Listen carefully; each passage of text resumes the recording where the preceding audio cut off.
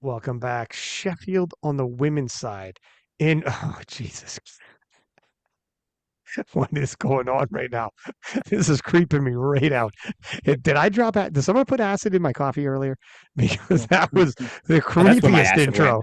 That was but the creepiest. Uh,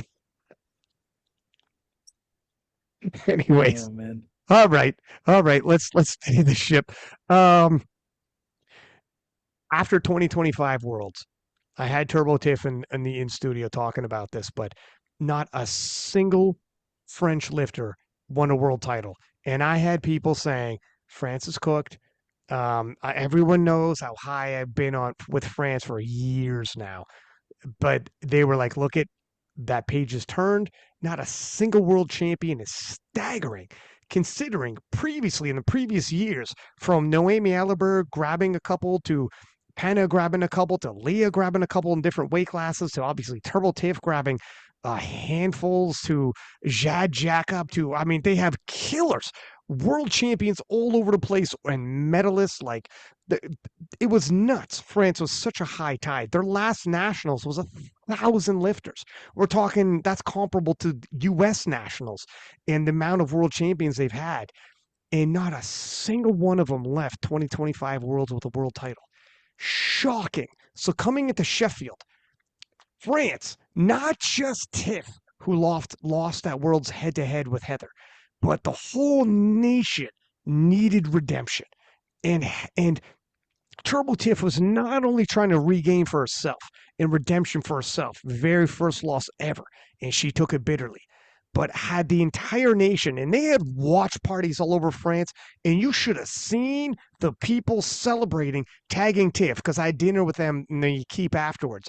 The amount of DMs and people in the watch parties, all of them with the French flags, because it's a win, not just as a Turbo Tiff fans, but for France, redemption, and everyone saying they're done. They're done. The French method's done. They finally got what they had coming to them. They got clapped. The bad attempt selection, the bad this, the blah, blah, blah. 9 for 9. Phenomenal performance by Turbo Tiff. 450 and up now 4 times in a row. So setting a new standard, this time officially as a 47, answering the question, can she do it as a 47? Answering the question, can she go 9 for 9? Answering the question, can she do all that while head to head against an adversary, no less Heather Connor, who did not have a bad day. This wasn't because Heather started missing, had a bad day. Now Tiff feels big, bold, and starts hitting. No, Heather had a phenomenal day. Just Tiff had an even better one. And I don't even know how to start wrap this all up. Rory, help me wrap my head around Turbo Tiff and the redemption story for her in France. Yeah, so this was a phenomenal showing from her, right? And I have to eat some crow on this one because I did say that I thought she was going to miss a bunch of attempts. Yep. Historically, she has done so, and she absolutely did not today. Or at Sheffield, 9 for 9. Attempt selection was really on point. Like the pacing was good. I think what she has done historically is often make her second attempt like much too heavy, and then have to take a tiny little jump to her third attempt, particularly on her bench press. And she's ended up suffering from having to hit 2 attempts at like close to 100%. Didn't do that. Her deadlift came together, which I think has been her bugbear lift. Like historically, she was sort of floating around that 167, 170 mark, and then whether it was 172, 175, 177 was just sort of like missing it and missing it and missing it. Not the case. So yeah, coming in with a 451, almost adding 4% onto that total at weight, with both the psychological pressure of having, you know, Heather right there, but also people like Alba Bostrom only like 0.5% away on the Sheffield scoring system, but also the tactical pressure of like having to actually make up a total and not just being able to take the numbers that she wanted to take. I think phenomenal day from her. I mean, I think we all could happily eat crow. It's true. Look at hats off to Penna. We got to say it. I had him on the podcast recapping the podium for the women. Penna adjusted that attempt selection and they went 9 for 9 and has done obviously a phenomenal job Well, getting Ryan, the most out of his. why would I be eating crow? Okay, here we go. Authority. Fair enough. Start. Because Which I very firmly said, in no uncertain terms, and defended my position that she was going to win, and I predicted her total within zero point 0.5 kilos.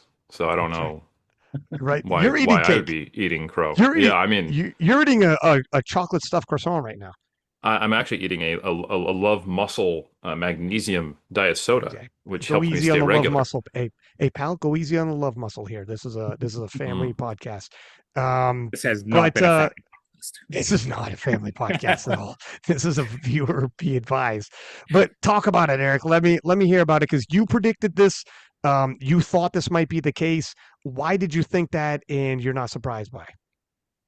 I mean, because she specifically went to World Games and specifically weighed in at the lightest she could without moving up the world record, which is essentially making weight, international travel to a greater distance than here, and has consistently performed well.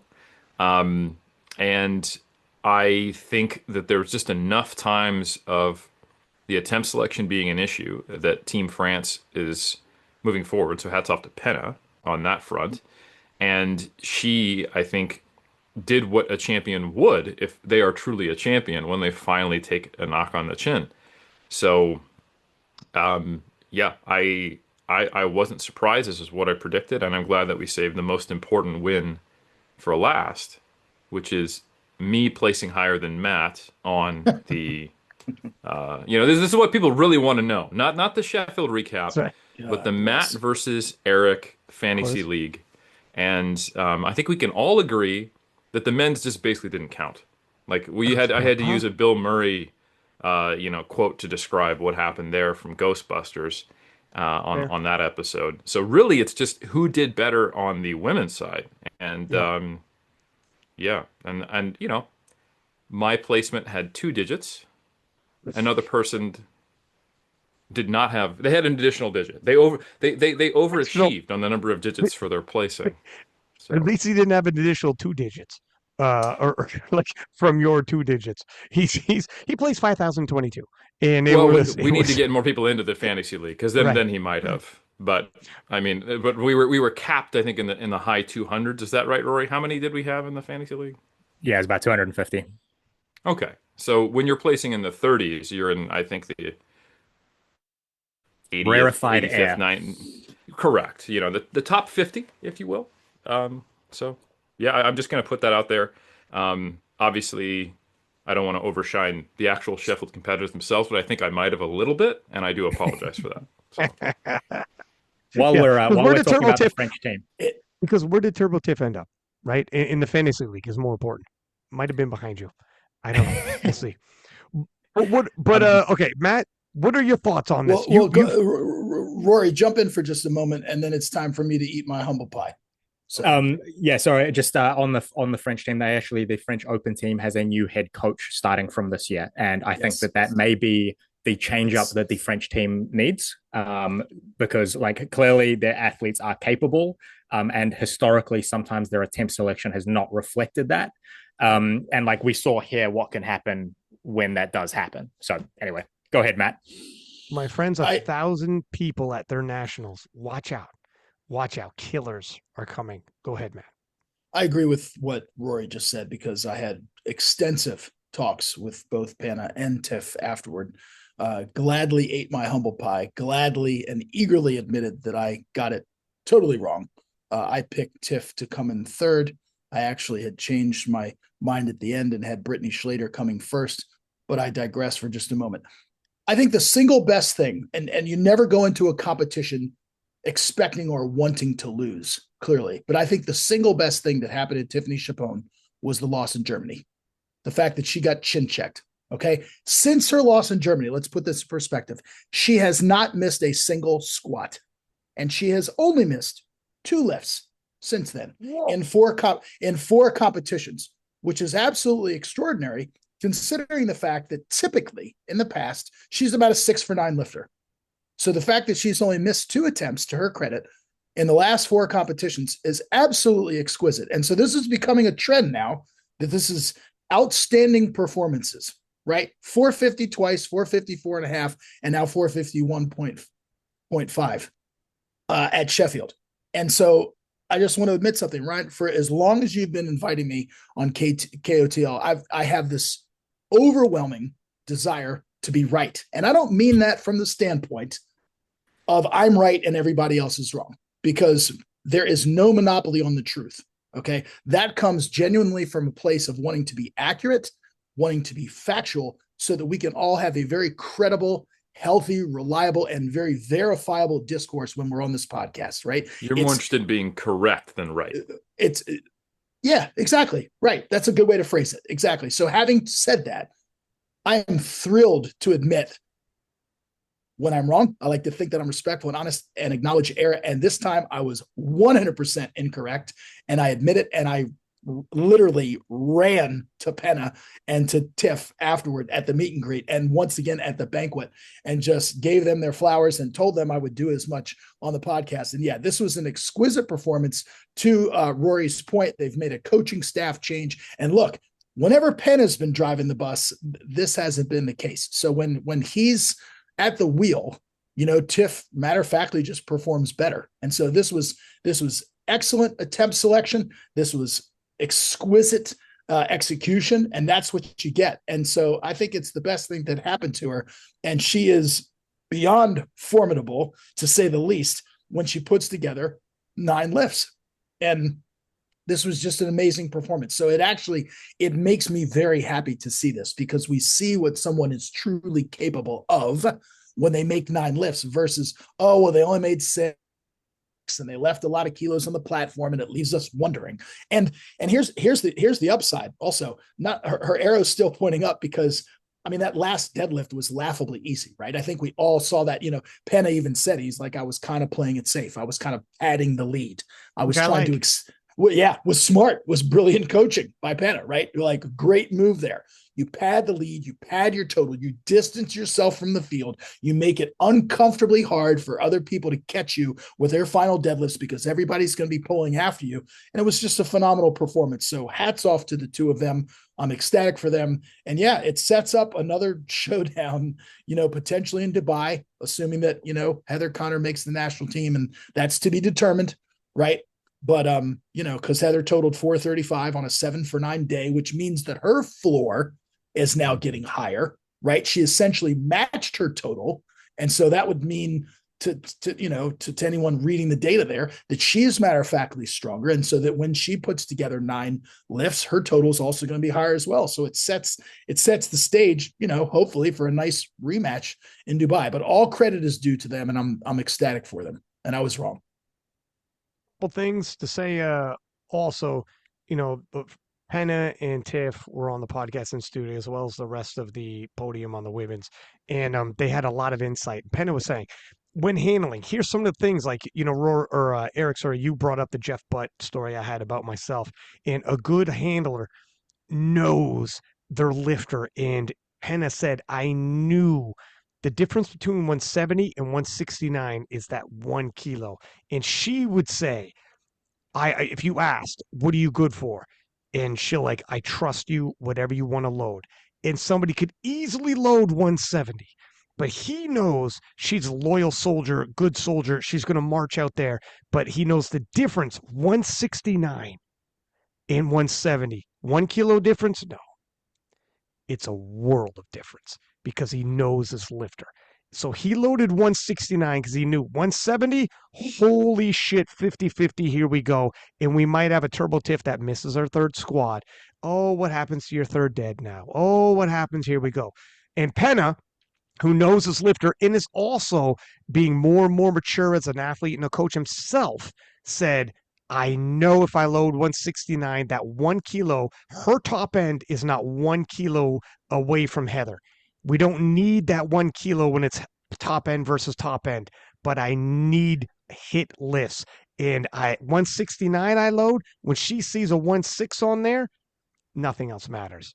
I fucking got this. And the difference is is huge because he sees it in the gym when they load 170 and she starts acting differently and start tempoing the descent and the whole nine. He sees it. That's why Penna, come Sheffield, can start making these type of calls. And he helped guide because every time he asks her, she's just giving the same answer. I trust you, whatever you want to load. So there isn't going to be that athlete feedback. You got to know. And he knew. He knew. And all the way 9 for 9 to a Sheffield win. So to your guys' point, I think Penna is growing as a coach and a handler himself.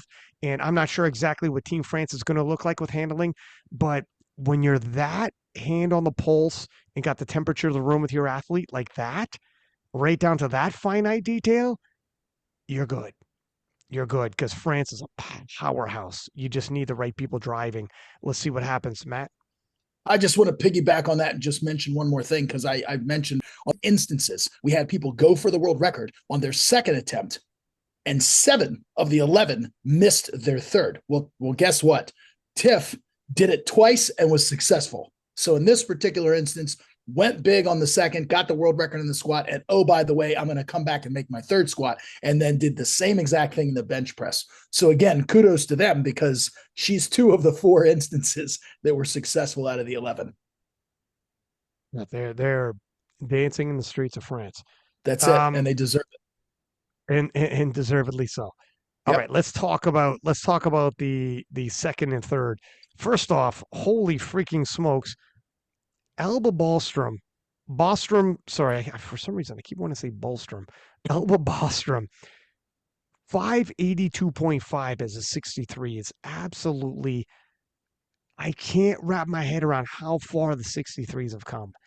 And Alba in particular, like in the 69s at Sheffield, when Leah and Corolagaro were hitting these kind of numbers of 69s, albeit they were more or less heavy 63s. They never really filled out the weight class. But I still was blown away because I expected Agatha, and Agatha hitting 600 was crazy. But Alba at 582.5, if you told me, hey, in a few years as a 63, Alba is going to go 600, I'm not blown away. I tell you, look, she just got out of the juniors now, and in her first year out of the juniors, hit 582. So if you're telling me give her a few years, she might do 600 herself, I would tell you, all right, what are we talking? 7.5 kilos a year? 3 years down the road, she ends up 600.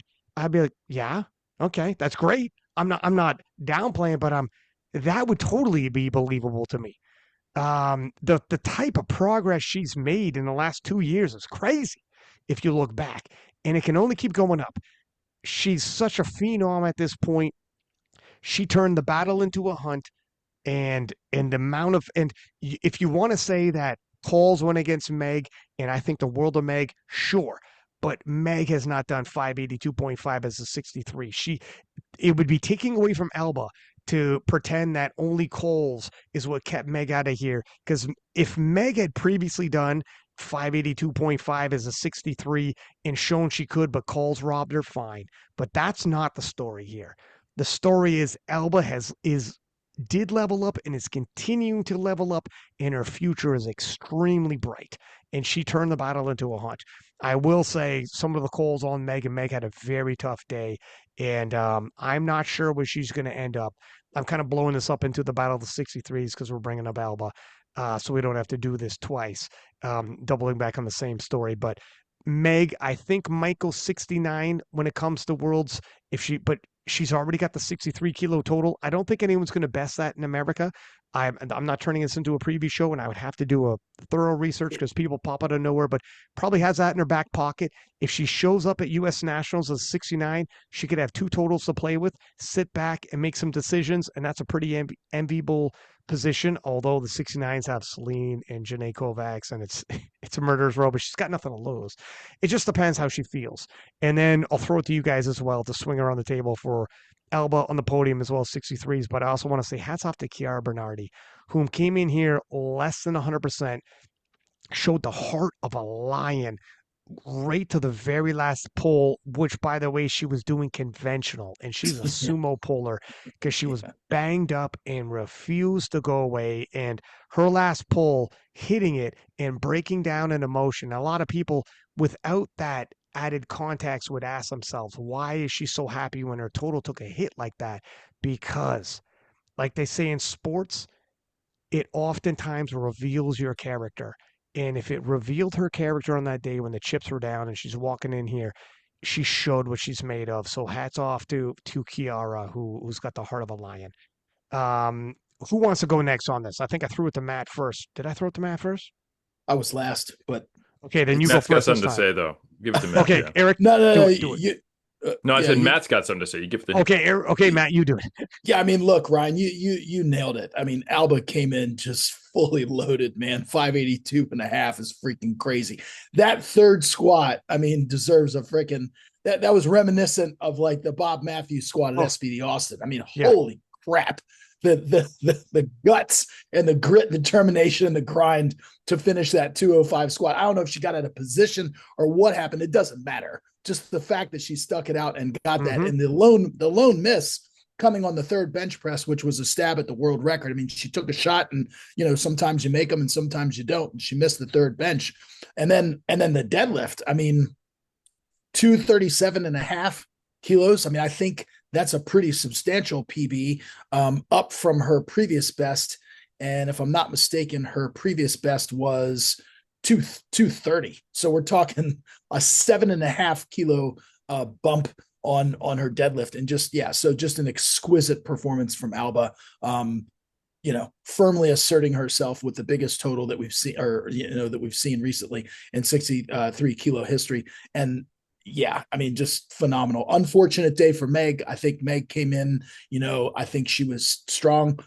Just clearly things didn't go her way, not making excuses for her. Obviously didn't have the day that she want. To your point, Ryan, some questionable calls there with the bench press. And I think the day just started to kind of unravel and get away from her. And then she, was able to stay in the meet. Thank goodness that, she didn't bomb. But, just some curious calls from some of the side referees there during the bench. And she finishes on a 565 kilo total. So about 98%, or I'm sorry, a 555 total. Right. So comes in second place, essentially in the battle of the 63s, and ninth place overall. So clearly not the day that she wanted it. And then, as you said, Ryan, Kiara Bernard, I mean, yeah, heart of a lion. Awesome to see her do what she did. And I like the conventional deadlift there at the end. Showed a lot of heart. Eric, talk to me. Yeah, no, I like if everything had kind of gone Meg's way, she would have totaled right around where I picked. Like, if that 207 had counted, if she'd gotten 137 and maybe gone into the 140s on her bench, and then had pulled, commensurate to where that would have put her in, their strategy, she would have been slightly over the world record, but still behind where I had, Alba. But Alba actually outperformed that. I had her at like 575, and she's 7.5 kilos over that. Yeah. And I got the podium right, but not the order. So I had, I think I had Alba flipped with Sarah, and I actually got her total within zero point 0.5 kilos. Yeah, I love how Not you that said this is that. about me. Not that this is Yeah. about me. I mean, I may have called every single one of the brackets accurately, but it's But it's about who's the counting? athletes. I don't know why you guys keep coming back to how well I did in the fantasy league. I think we need to focus on the women here. But no, I actually I have nothing to add. I really did appreciate how much heart Chiara Bernardi showed. I was really impressed by Alba. I knew she had something cooking, but it was more than I thought. And yeah, I want to see Meg have like that kind of stellar performance in this class that I know she can have. And I really do think we need to reevaluate the bench and be like, all right, let's think about the bench rules from a pragmatic perspective of what are we actually asking the refs to do? Because the refs will, to their credit, follow the rules as written. And if the rules as written force them to be more inconsistent and ambiguous, that is not their fault. It is the lack of foresight when the changes are being made at the administrative level. And I know I'm not saying I would do it better or that it's a huge mistake and everyone's trying to accomplish something. Like we want the bench press to be, I guess, more in the spirit of what we had ideally liked the bench press to be. And we had a good crack with trying to do that with the current rules, but it's not working. So let's go back to the drawing board and kind of think through some of the second and third order effects a little more before we just start rolling the dice on rule changes. And that's all I got to say. I would say that, yeah, if you thought, let's make some changes, positive changes to make the bench easier to follow, looks more what people are used to in the gym, blah, blah, blah. Okay. But now we're at a point where things are getting so convoluted that people are Yes. missing lifts, and experts who have seen everything don't know why. And I'm actually on the commentary like, okay, I don't know what happened here. And Right. people, you ask people after the fact who've been in the game forever, and like I can't tell you why this lift didn't pass. That's not good for sport, especially when it's as simple as squat, bench, deadlift. Like, this isn't a complicated sport. If we've applied so many rules to a singular lift that we literally cannot explain what the heck is going on, you missed it. We're missing. And I'm like you, Eric. I think everybody, all the people on all the ECs are doing this voluntarily, love the sport, and are trying to make a positive change. Sometimes you step back and be like, our intentions were good, but it's muddying the waters. And now people can't even watch this and know what they're seeing. I need to know why this is good or bad. I'd actually prefer a shitty range of motion bench, but at least I know it's good or bad. And when I'm watching, it's easier for me to digest, believe it or not. And a couple of years ago, some people might even have disagreed with that. Be like, nah, you know what? These got to go. This is crazy. I don't like these type of benches. Let's do something. But when you actually try to apply, it ends up being like, okay, it's not an easy way of doing something about this. Or at least if there is, this isn't the pass away. Either way, I don't want to turn this into a freaking bench rule podcast. So I'll Got to end it have the there. feet up. That's the only solution. Feet up, bench only. It's got to be Larson Press. There it is. Eric Helms solving our problems. But Rory, what are your take on Alba making the podium in a phenomenal showing and then spin it out to the 63s? Obviously, phenomenal day from Alba. Like I think I called a 580 total, 582, sort of like right on the mark there. Second place, excellent.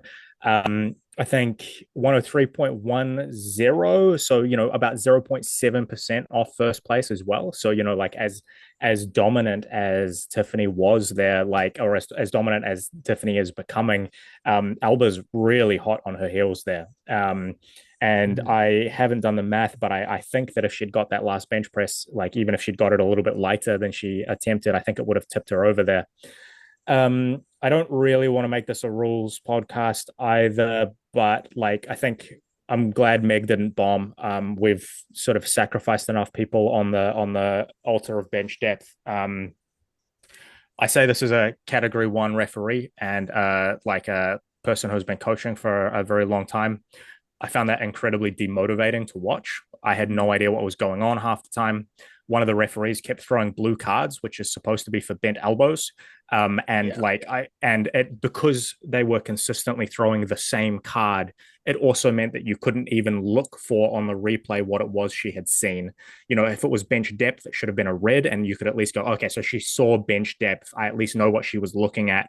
But was it that? Did the foot come up? Did the head come up? Did she miss a command? I've got no idea because the correct colors weren't being used. Unless she just thought everyone had bent elbows, which is also possible. So yeah, rough day for Meg. Not entirely her fault, I don't think. That particular set of rules is something that's very difficult to apply. It's difficult as a referee. It's difficult to. There was some inconsistencies going on there that made that very, very challenging.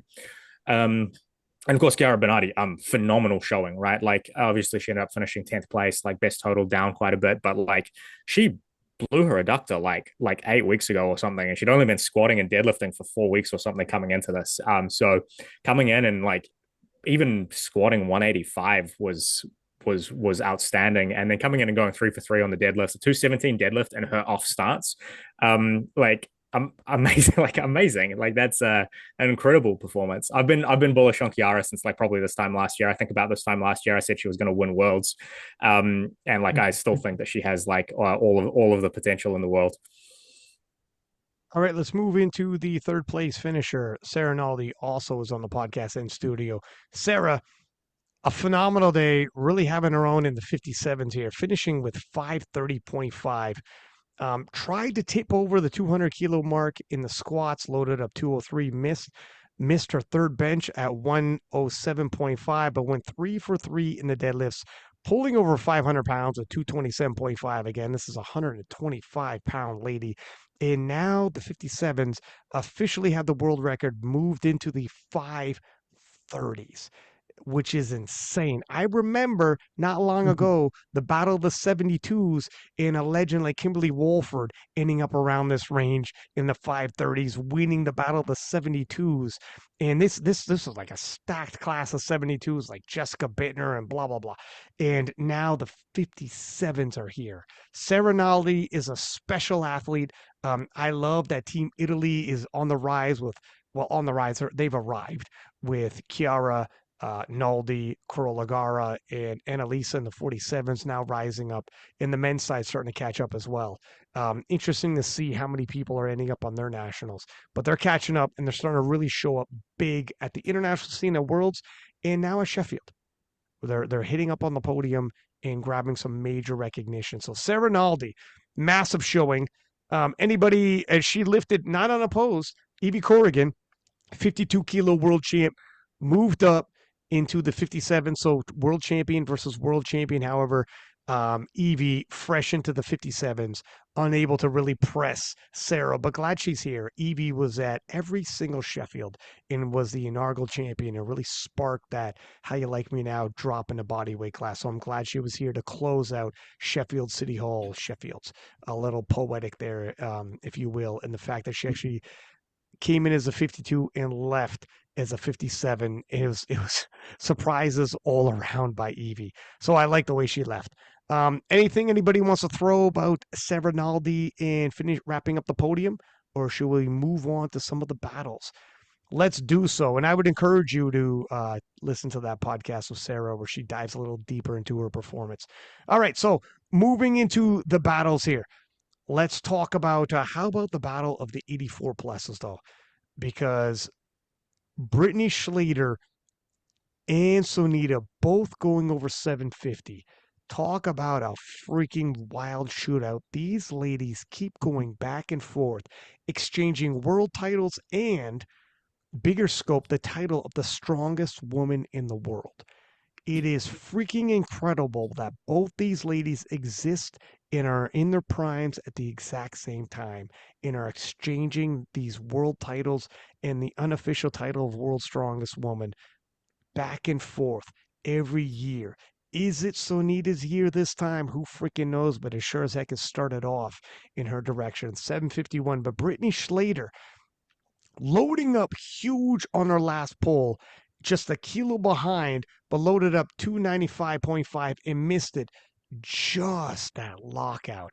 And by the way, if she hit that lift that she missed, just that lockout, she would have turned into the apex predator on the women's side like Jesus Oliveras did at Sheffield. And she would hold the tested and untested biggest totals in all of powerlifting. That's how close she came with that last deadlift. Absolutely huge performance by both Britt and Sonita. Very proud of both of these ladies who continue to press the envelope and have what I believe is the best rivalry we have going in the sport, with how not just going back and forth, but keep pushing. And just when you think, how much further can they push this total? Now we're over the 750 mark, both of them, 750 and 751. Absolutely freaking phenomenal showing by both those ladies. And their overall, where did they leave off? Sonita leaving Sheffield 26 with, hold on a second here, in fourth place, just off of podium. And of course, Brittany finishing off in fifth place. So there rounds out your fourth and fifth top five. Eric, what are you thinking about this rivalry? It was awesome, and this is where, like, in all seriousness, it's not really fun to beat Matt because he's too honest, has too much integrity, and he's too willing to accept, and he won't talk smack with me. I just feels like you're being mean to like a really nice person. So this is where I gotta say, like, I admitted in the podcast, roll the dice, and I bet on Sunita, and she had an 8 for 9 day.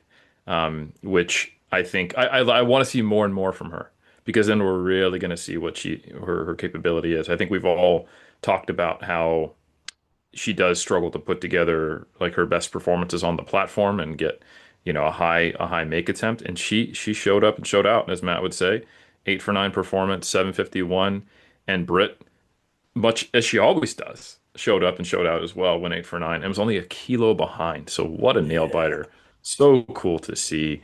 Can't say enough positive things about both of these champions, and I'm looking forward to more battles back and forth. And I feel obligated to speak on this because I think it's so important. It is really disappointing to see that Brittany has to struggle with negativity online. Really. But I do so much appreciate how honest she is with it. Um, but yeah, I read her post and I got emotional as I am now, just to see how much pain she was in dealing with. Feeling like she just wasn't accepted in her own skin, and that's awful. Especially for such a generational athlete and such a generational battle. And I know I speak for what I really truly hope is the vast majority of the powerlifting community, that at least within this community, Brittany, if you listen to this, I know you don't because you don't care about our opinions, which I love that you're so candid about. Um, I just want you to know that I think you have the support of most of us who consider you in group, and I'm Yep. sorry that there are not people that there are enough people that can really do damage and harm, and I hope people realize that matters, and I hope we can all come together and do the best we can to show her how much we appreciate her and how much of a mark she's making in our hearts and minds. So just got to say that. But it was a great battle, and it's hard to be disappointed when they both do well. They both, are near their peak potential. They could have gone 9 for 9. They both got more, which is crazy to think. And that only a kilo separate them because I think it is a clash of titans that hopefully will continue. Quick question before I swing this around. Um, do both of these ladies, and it's got to be both of these ladies out total the untested? I know obviously only one could be the apex predator between them. I'm not asking that question though. We'll leave that for the preview shows for Worlds and the next Sheffield. But it's 760 if you're wondering. Oh, Do both of these ladies go over there and bypass the untested? Matt, you look like it's yes, easy. emphatically yes. Both of these women, yes. All day long, yes. And I can't wait. I'm here for it. Rory? Yeah. Man, the amount that I do not care about the untested, I'm glad that you told us what to come for it. You didn't have to choose violence, but he did. No, I am though. Yes, they're gonna. They are. Yeah, they will. Yeah. Eric? Yeah, absolutely. Cosign 100%. Yeah, no question. Yeah. Yeah, Yeah, especially at third. both of them are already essentially only a lift or so away. I mean, That's right. Sonita makes that third. I mean, they're right there. So Nina makes her third squat. Britt makes her third dead. It's over. Exactly. Also, Sonita has pulled, I think, in the 280s in training. I think she very smartly kind of dialed back because of historically it hasn't been there after taking Yeah. these big squats, which I Yep. think was really smart, just to give her some credit. She's typically swung for the fences, and I can understand it. Like, no, I've deadlifted more than this in training, but they pulled back, and you could tell that 285 wasn't going to be there. Like Right. it was. But and yeah, like that squat was real borderline, and it was hard, and that's going to sap your deadlift strength. There's just no way around it when you're moving these huge numbers. So anyway, yeah. So just imagine where that squat is a little less challenging. They bring it back. Excuse me, I burped. Bring it back just a little bit, and then maybe the deadlift isn't as sapped. Boom, it's easily there. It's that love muscle you were drinking earlier.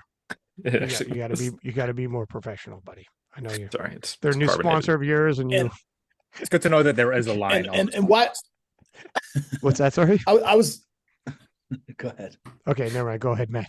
No, I was just going to say, well played by the coaching staffs of both of these lifters, right? I mean, they both went 8 for 9. Hats off to the ladies for executing at such a high level. Exciting to see Sonita, as we all said, make all 3 pulls. And Brittany, look, taking the appropriate number on the third deadlift, 295.5, would have put her at 103.11% to knock Alba Bostrom out of second place. So there was really, at that point, no other number to take. She could have loaded 300.5 to go after Tiff, but obviously that would have been even a larger ask. And she just missed the final deadlift on grip. It just popped out of her hand. And Ryan, I think I mentioned this on the podcast with Keenan and Jerns. And I just want to say this, that I think a lot of people, I counted up 40 world championships between all these 24 lifters, right? They have won 40 cumulatively classic world championships. And so these lifters are used to coming in first. They are winners. They are used to winning. And there can only be one essentially winner on either side. So I think a lot of people just need to cut themselves some slack.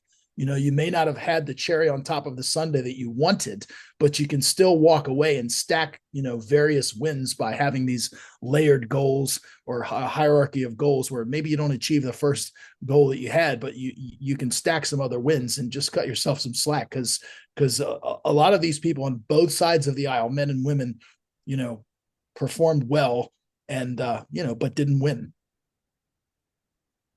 If we open this up now to 6, 7, and start rounding out the rest of these. So Kalina Tongatea, lifting is the sole 76, and previously she's been in so many battles, so it's got to be nice to show up here. And she had a huge day, pushing the world record from 620 to 628.5, only missing her last squat. And when you seen her miss her last squat, you might have been worrying, oh my gosh, what does this mean? And usually you miss a squat and it's a tough one. That'll impact your third bench. That'll impact your third dead. It could start setting the day in the wrong direction, showing the professional poise. She's been in so many battles now at Worlds, at Sheffields. She's been at every single Sheffield, 4th Sheffield, showing that wily veteran in her, rallying back. That third squat she missed that could have opened the door to so many other misses was the only miss on the day. Ends up extending to 628.5, a phenomenal showing by Carlina. Obviously, we're going to see her at the World Championships. I can't imagine there's anybody in New Zealand who's going to bump her spot. Sorry, go ahead, Matt. You're about to say something? No, I was just going to say we're going to see her as an 84. Is that this right? This was her last meet at 76. Yeah, she's posted her on Instagram. Yeah, she's made that. Yeah, she's made it very clear, and that's just exciting because I think it just adds depth to that weight class. With Amanda and Carlina and Ziana, it's awesome. So and maybe Agana. Yeah, right. Well, not until like November-ish, but yeah. And still, that's amazing. Yeah, and if Jess returns to form, we've got a lot of world champions going to be competing in the 84s. The 84s need this. Yeah. The 84s need this. Desperately. Oh my gosh. Oh my God. Cranen is like, she's, all right, I'm not going to get ahead of myself, but she's a crazy, massive following. And with someone like that, if she's able to pull off the world championship, it is huge. It's really good for powerlifting because she dwarfs everybody's following. It's phenomenal. But let's not, whatever. It's neither here nor there. But wow, what great news! Because we'll get into Amanda Lawrence in a second here. First, I want to Amanda Lawrence, who was another placing below Carlina, who is now going to be a future opponent of Carlina, had finally had a day that she had a PR total in this weight class, extended the world record from 647 to 648. And I know that's only 1 kilo. What the hell? That's not huge. However, bigger story than that when you actually look into the numbers here. Missed the bench, retook her second bench, but really on that last deadlift, 672.5, looking to extend and deadlift into the 600 pounds. She didn't need to do that to break into the 650s. On this day, I would bet $1 million she's breaking into the 650s if it was just, do you want to go into the 650s? She didn't care about entering new ground like that. I think it was there for her, but she decided she wanted to push her chips in the middle and go big. She's stronger. All we were saying is show us you're stronger. Show us you're making improvement. I do think strength wise, she has improved and she's a stronger Amanda Lawrence than we had previously seen. It's not leaps and bounds. It's not, 660 or whatever the hell, like some people were saying. It's not quite that, but she is improving. And Carlina, who is a lion herself, entering her weight class, hopefully her numbers get a nice little bump and can press. If Carlina is already at 628, she will enter into the 630s. She will enter into the 640s. If you remember at Worlds, Amanda had an off day in one Worlds was 627 and a half. Mm-hmm. Amanda Lawrence, you have an off day when Carlina shows up. If her total gets no bump at all, you lose. That's a different conversation, isn't it? Yes, it is. If Carlina has a bump in her total, which we anticipate moving up a weight class, she will. Amanda cannot afford to miss lifts. She cannot afford to have a bad day. Germany was a bad day, you lose. That's all you want in sports. Let me think this isn't just a no matter what happens, you sleepwalk through and you win. That's not exciting at all. Give me that. Carlina is about to give us that. And Amanda Lawrence is increasing strength at the right time for her, let alone at the end of the year, I get the shit go entering into it. Both these ladies look good at Sheffield. Both these ladies have a promising future for 2026, capped it off right, and I'm excited to see where they both take it. And Carlina, if this is the last 76 performance that you gave us a great one. Thank you. Who wants to jump in here and talk about Carlina and Amanda? I kind of bumped them together. I was just going to say at the end, I think Amanda treated us to what we wanted to see there with that final deadlift, to be quite honest with you. I mean, because she was playing that, essentially playing chicken there with the Ziana Azariah from Great Britain, which was really cool because Ziana has the world record in the deadlift. And so, Ziana coming in, getting the call up as a reserve, getting activated kind of last minute there. Ziana, clearly wasn't going to be in the running to break the world record total, but came to do the one thing that she could do, right? Which was to go after her own deadlift world record. And it was really cool that neither one of them blinked, and neither one of them, because I believe the world record is 269 and a half, if I'm not mistaken, so they both could have gone a little bit lighter on their deadlift, but they both said the heck with it. Let's go 272 and a half and essentially play a game of chicken. Just so really cool to see both of them kind of give that a ride and come so close. So yeah, to your point, Ryan, Amanda could have taken the lighter number and more meat on the bone, would have broken into the 650s, but exciting to see, Amanda put together a 7 for 9 performance and still, be a kilo over where she was. And hats off to Ziana, posting a 600 total, which is just under her personal best. And had she not gone so big on her final deadlift, she could have hit a PB total, but that's not essentially what Sheffield is about. Sheffield incentivizes swinging, incentivizes going for the world records. And that was the one thing that she could do. And she took a shot.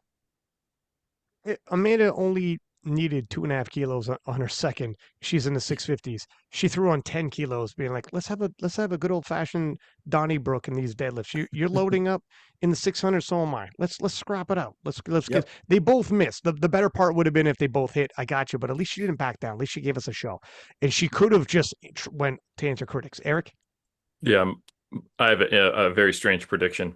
If Ziana and Amanda were born in two different countries, they would have never loaded 272 because we're seeing the echoes of imperialism. The fact that sounds like freedom to me, buddy. What is it? Exactly the not even American.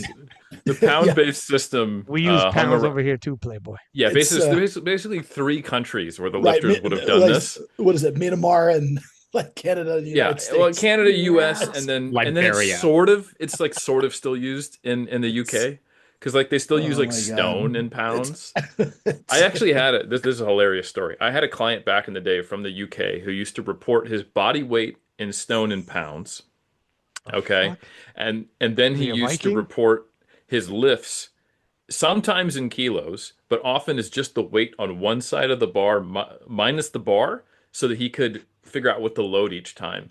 So this is like a guy who I'm looking at his body weight and I'm like, I don't know what 14 stone 3 pounds is. And why are you only benching like 40 kilos? Oh, that's 100. Like I'm very confused. Anyway, nonetheless, but because Yeah. this was a British and an American lifter, the actual like milestone is 270 for everyone else, but for them it's 272, which is Or hilarious. 275 because it's 5 red plates. Exactly. Correct. Yeah, Yeah, it's 5 in the one of collar. those two, 600 right? pounds is the right It's the answer. round 10 number, It's which is under the world record, or 275. So I found that funny, but I thought it was really cool. And yeah, also just to give my thoughts on Carlina, this is like the third time now I've thought, oh man, she's cooked after that second deadlift. There's nothing left. yeah. And she grinds out a third deadlift just from the depths of like her soul, and Hell, it's Hades. badass. Yeah, exactly. So it's a huge shout out to the grind and the grit, especially after going all out on squats to pull a Mhm. deadlift that looks like a 30% make chance based upon the second and gets it multiple times. Mhm. So Carlina, I had her going over the world record, but she did it by about 5 more kilos than I anticipated. And Mhm. Amanda, because she was so strong, shot for a number higher than I thought she would, but still exceeded. So I think we've yet to see the peak of either one of them, especially with Carlina going up a weight class. I'm super excited. Rory, you got much you want to add to this, sir? Only thing I want to say is I'm really excited to see Carlina at 84. I think somebody has been needing to give Amanda a run for her money for a while now. And I'm excited that it looks like it's going to be Carlina. Two all-time greats are about to battle it out. We thought it'd be Agatha moving up. I'll take Carlina any day. We got two world champions about to clash, and she's got some time. I don't know if she's going to fill out 84 or what that looks like, but this performance of 628.5 and the performance Amanda had at Germany lets you know we got to fight. You better hit your lifts. You need to come out for your third dead. It's going to be a scrap. This is exactly the setup we needed. And Amanda at full power, great. Yeah, I'll echo that. All right, let's move it on a little bit here. So that'll take us down to seven, eighth place. Obviously, Heather Connor, who did have a good day at 435. Heather missed the third squat and ultimately missed that 213, but that 213 was pretty flipping close, huh? Hmm. She Mhm. she she gave that 213 hell, and holy smokes, for a small woman, and you see her in real life, like 104 pounds is not a big individual. That's 47 kilos. Is not a big woman. 213 is insane, and we're almost there. She has a titanic pull on her. So, and I love that she loaded it up and gave it hell right to the very end. And 435, she didn't have a bad day. It's just she was going head to head in terms of the head to heads with the strongest 47 we ever seen and an absolute phenom in Turbo Tiff. And then overall, ending off eighth when you're talking about, like Matt said already, a great way of showing 40 people, 40 world records between them, or 40 world titles between them, World or titles. Yep. world titles, let alone world records. Like, this is just a murder through a who's who. So coming in eighth is absolutely phenomenal. Coming in 12th is absolutely phenomenal. So Heather Connor had a good day, but just up against it head to head. And then, of course, overall, Megan Scanlon, we've already touched base on this Battle of 63s, coming in ninth. And then, of course, Kiara already mentioned again in the Battle of 63s, coming in 10th. And we also had mentioned Evie Corrigan, who had moved up, ended up with a 950 and moved up into the 47 kilo class, and will be staying in the 57s. And let's see what happens. She's relatively tall she's very tall for a 52 and still relatively tall for a 57. So it's going to take her a little bit of time to add on some of those poundages and exceed 57 and actually cut down. We know she can cut. So what happens when she's cutting to 57? How much more muscle mass can she put on? It's going to take a little bit of time. Be patient, but I'm anticipating by the time we get to Worlds, instead of 490, we're over 500 kilos and we're into the 500 kilo range, and she'll be up in the mix, probably top five, somewhere around there in at the World Championships in Dubai. And then, of course, we had already mentioned Ziana Azaraya, who came in, bit of a rocky story here, but she was told about 2 months out. 2 months is a pretty decent ability to start cooking, and she came brought in. And people who don't know, she is a two-time world silver medalist, a world's bronze medalist, a European champion, and an IPF world record holder in a deadlift. Deserved to get that goal. Absolutely, by all measures, world class. The resume I just said, she's got like four-time world's appearances, three-time world's medalist, and a world record holder. I mean, that's an insane for a last minute replacement. And God bless, she's from the UK. So for a last, you don't want anybody who might have some travel problems, etc. So she checked a lot of boxes, came in knowing the mission, and loaded up the world record. Missed it, but I'm glad she was there and is as lovely a person as you're going to meet. So glad she had that opportunity. I'll throw it to you, gentlemen. I know I took it from the bottom four, eighth all the way to 12th, and there's a bit of meat on the bone if you guys want to pick out a couple stories here and there to wrap it up. Who wants to dig in first? I'll just say a big shout out to Evie. I mean, this is basically her first meet back, and she's already in the 490s. So I think Yeah. that's it's got to feel really good for her to be able to surpass some of those numbers because I think um, when you make such a big cut, like we talked about with Shell, and you get down to a certain body weight, it's very difficult to make improvements there. So kind of coming out from it, it's a bit of a breath of fresh air. So you should see that immediate bump. So I think that's just the start of her momentum. So yeah, hats off to her. And I know that she was running her own race on this one because, she was able to basically replicate her old, 57 totals and then surpass them as a 52. So to get over her old 57 totals, it's got to feel good and hopefully gives her some confidence that she can do some damage in that weight class. Do you have any inside baseball on body weight cutting and the anticipated, like, is she going to go over to like 60 kilos cut down and yada yada, or no? I don't, and I haven't talked to her about it yet because she's been living in Thailand for a bit. But the my suspicion is that not having to cut it all would be nice. And so I don't, I would be surprised if they get to a point where they have to do a similar cut to 57 that they had to do to 52. I think if anything, they'd probably be hanging around like 58 and a half or something like that. So it's a relatively stress-free cut compared to always needing to be cautious and Hmm. semi-hungry and food focused. Um, so that would be my guess. But hey, Shell cut down to 66. Who knows? Yeah. She might be like, you know what? Guess again, Playboy. We're going Psych. all in. Yeah. Yeah, Yeah. exactly. Like, I still got it in me. Rory, what are your thoughts, sir? I just want to say the same thing again, right? Like Evie going back up to 57, I think is like pretty brave. Like you don't get those numbers for free, right? Like putting on the body weight doesn't just like magically mean that your total goes back to what it used to be when you were that body weight all the time. That comes with work and time. Looking at the numbers, it looks like she came in like pretty close to 57, like 56.54. But I believe that was with breakfast and her and everything. She would have probably been one of the few people who'd had like a solid meal that day. So plenty of room to move there, and like really that's only been since World Games, so like August or so that she's been coming up from there. So really excited to see what she's going to be able to do in the 57s. On a related note, I have heard a rumor that Sarah Naldi may be considering the 52s. So we might see a But wait, little swap I there. asked I asked her this. Let me add some clarity. I'm glad you brought it up because I actually asked her the exact same thing.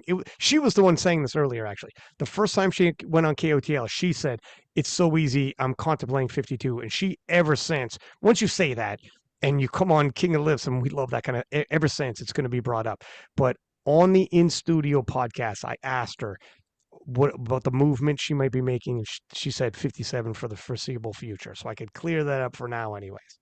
Hey, what does foreseeable future mean though, right? Like, does that mean until Worlds, or does that mean for the No, no, next no, four no, no, no, years, no. right? Like, there's no need to move. Not even considering it right now. They got a lot of growth to go. So, I mean, anything could change I, after Worlds. Given her position in the 57s, I can understand, right? Like it's hers to Far from lose. capped. Yeah, Yeah, exactly. yeah. Why gamble when you're a world champ? Exactly. Everything's going right. Do we see a 10 times body weight total this year and among the women anywhere? What do you guys think? Well, she did 5:30. Not from Sarah, from The closest anybody. would be Tiffany with the 451 She at wants that. Hey, 47. you know, it reminds me, by the way, on She that said in she studio wanted it. podcast with Penna, Tiff said, I'm going to do 470 at Sheffield, and then I'm adios at the 47s. Yeah, she's She been said, I saying want 10 to, times body weight for a long time. but she's never been closer, my friend. I don't know why you threw that piece in there. Are you disparaging? No, I'm saying it's I'm joking. another I'm joking. 20. I know It's you. at another 20 kilos to go. Right, I like know. I I know. Why are you believe, ruining but my it's fun, 20 Playboy? kilos. Especially Well, by you know later what? this year. I You know I what, do it on though? purpose, right? I know. That's fine.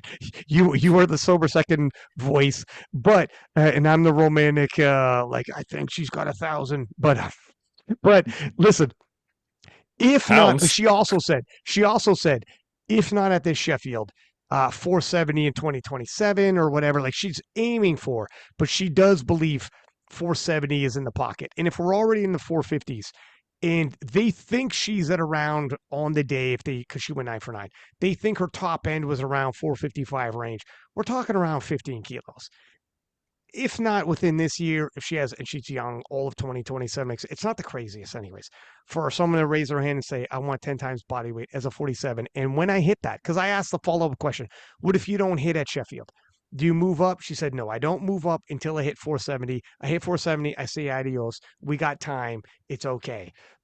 But if we're having a conversation about 10 times body weight, Turbo Tiff would tell you, I'm getting close.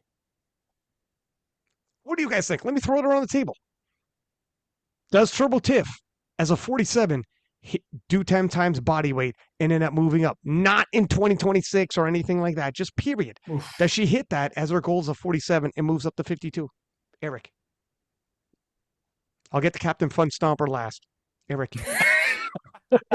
I really want her to, but I think it's a bridge too far. I think she'll need to be bigger and more muscular, and then I think the cut gets harder. So I think she's butting up against the limits of her class.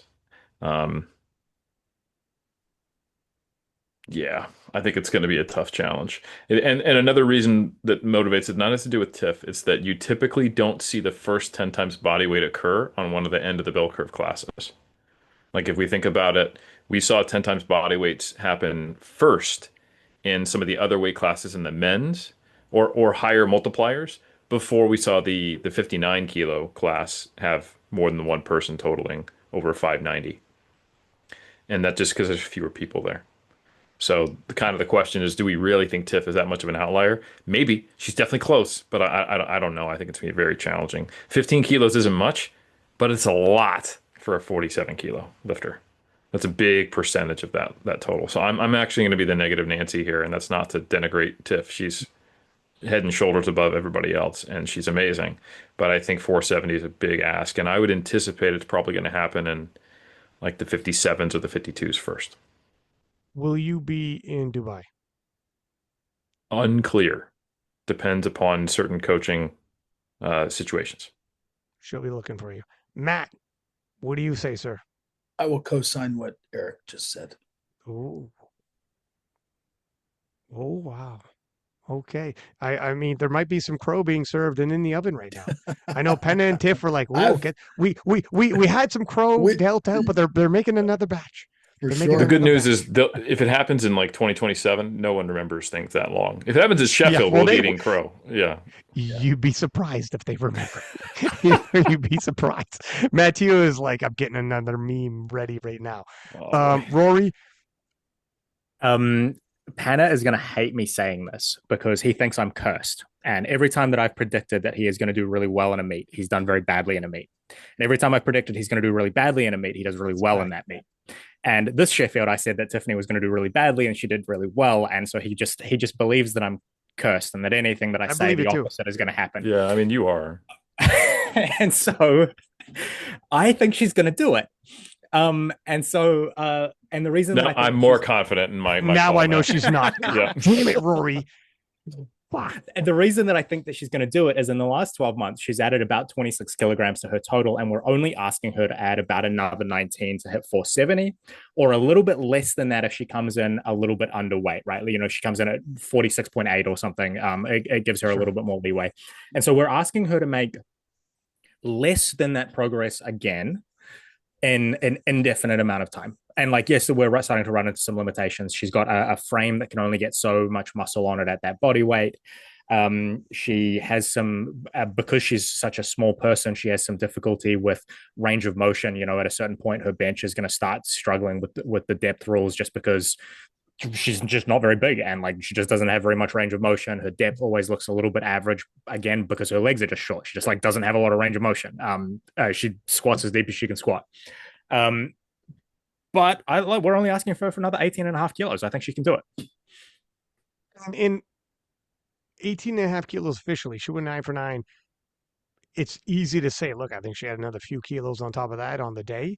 So top end strength, actual strength improvement is maybe 15, maybe 14 kilos.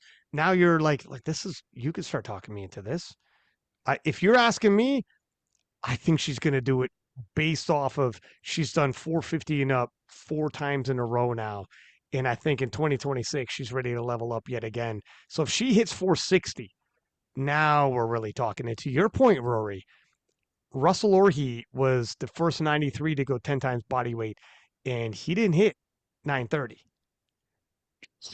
She could, if she wants to be strategic, going in there, lose a couple kilos by if it's possible with water, etc. I hope she doesn't. I hope she doesn't do that. I would way rather see her hit 470 at 47.00 than like 465 at 46.5 or something. Also, just to highlight how much of a difference it is when you're a 47 kilo lifter versus a 93 kilo lifter, and think about it in terms of percentage. The equivalent of saying it's just 15 kilos when your total is 450 is the equivalent of saying it's just 30 kilos when your total is 900. Well, but however, you don't say that. It's just 30 kilos, man. It's just 30 kilos. Yeah. What's 30 kilos between friends? Fellas. Like arch rivals. Gavin Aiden, listen to me. Gavin Aiden is at 901 and he's saying he's doing 1,000 kilos. We should have him on the expert commentary. I want to see his calls. That would be good. You will not disparage Gavin Aiden on King of the List. Only what was disparaging? Are you assuming I'm being sarcastic? That's presumptuous. Yeah. That's presumptuous. At best, that's I like your face. God damn, you're good, huh? Anything else though? I know we kind of went in a couple different directions here. One final thing, Ryan. Yeah. One final thing, Ryan, if I may. Since somebody on Spotify fact checked me and said, Matt Gary get wrecked or what have you, I just want to come correct here. I made the statement that if Austin Perkins hit all 4 world records, that he would be the only person in modern day powerlifting since Don Reinhout, which was clearly before IPF record keeping and so forth, had set and broken all 4 world records at once. And I was wrong. I did not do good enough research. The person who fact checked me, I don't know what your name is, but I believe it was a he. You, sir, are incorrect in saying that it was Brett Gibbs. Brett Gibbs did not set all 4 world records at once. He did hold 4 world records, or I should say held the squat, bench, deadlift, and total, but not simultaneously. You were correct in saying that it was Sergio Fedosienko who did it twice, once in 2014, once in 2016. And then on the women's side, it's been done once with Bonica Brown doing it in 2018. I will say this, Austin Perkins will be the next person that does that. And I don't think that's a stretch. So I think Austin will be able to do it where he holds, maybe he doesn't set all of 4 of them at one particular time, but I do think he'll be the next person to hold all 4 world records at once. Here's what I love. So, people hold Matt Gary in such high esteem that to be able to fact check him is the biggest flex in the comments. And that guy was dancing like, oh, fuck yeah, I got Matt Gary of all people. And one time, One That's of the why I fantasy want the league shot names. at the crown all the time. That's It's that's just right. because I respect him so much. Like I could be appreciate legit it. 100. Yeah. And It's somebody's fantasy league name one time was I beat Matt Gary in a fantasy league one time. And that was his name. And it was like a flex. It was like, do you know who Matt Gary is? I beat him in a fantasy league. Don't fucking tell me about powerlifting, okay? Like this, I love that that's the legend of Matt Gary right now. But Nah, it's I all good, also man. love that Matt will clap back because he Hey, takes it with pride. He's that's like, it. excuse me. Yeah. You got to I'm give and get. It's a give and get, yeah, right? yeah. The guy who made that statement was half right. So yeah. That's right. That's right. Thanks for fact checking me, and I'm happy to admit when I'm wrong. And I got it. You I can got go, it half and I'm wrong. happy to fact check right back, Playboy, because I Exactly. give as good as I get. Be careful, That's huh? right. Keep your chin tucked and your hands high. All right. Everybody listening, as per usual, please do subscribe, give us high ratings, and until next time, Six Pack Lapadat, six up, and we are out.